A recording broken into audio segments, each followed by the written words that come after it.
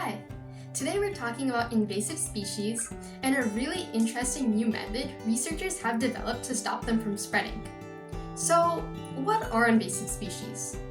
An invasive species can be any living organism, including plants and animals, that live in areas where they are not native and most likely travel to accidentally through humans traveling or through the transport of goods.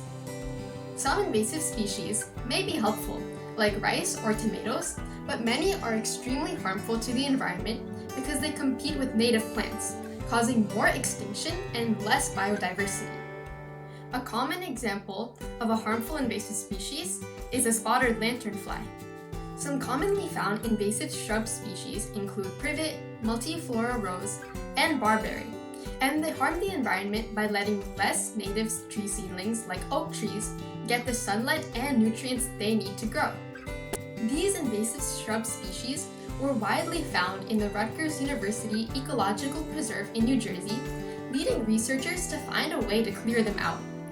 With an amazing team of peers and scientists, I was able to visit the eco-preserve through the Drones for Forest Management Rutgers 4-H Explorer series.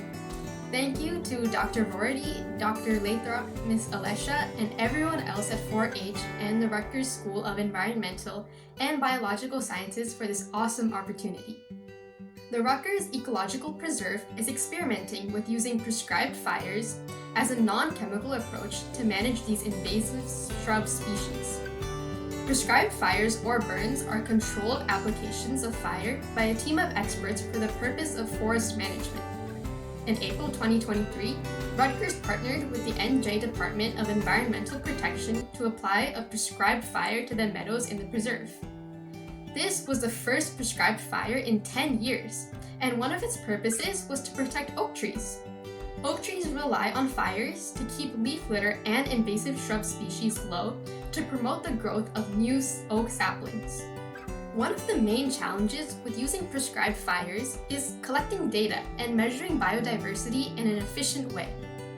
Our goal during the Drones for Forest Management program was to use drones to map the land of the eco-preserve post-burn in April 2023, and then 1 month after the burn in May to see how the biodiversity had increased.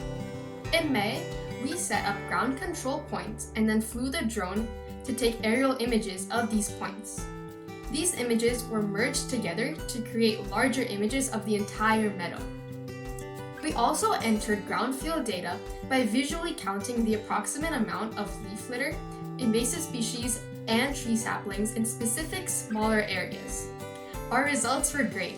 We found that the meadow 1 month after the burn showed a huge increase in greenery, which meant that the eco-preserve was much healthier and displayed higher amounts of biodiversity.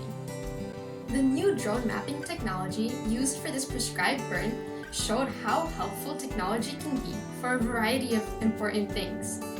One of the cool projects Dr. Vorady is working on is using drones as lifeguards on beaches to be able to map the ocean and view drowning victims overhead. This method could also provide a way to locate areas where the invasive insect, the spotted lanternfly, would be most likely to thrive. Spotted lanternflies love a specific type of tree called the tree of heaven, and they often lay their eggs there. Using drones to locate the tree of heaven could help to destroy lanternfly eggs long before they hatch. These are just some of the many ways drone mapping technology could help the restoration and management of ecosystems and nature overall. I hope you enjoyed this video. Thanks for watching!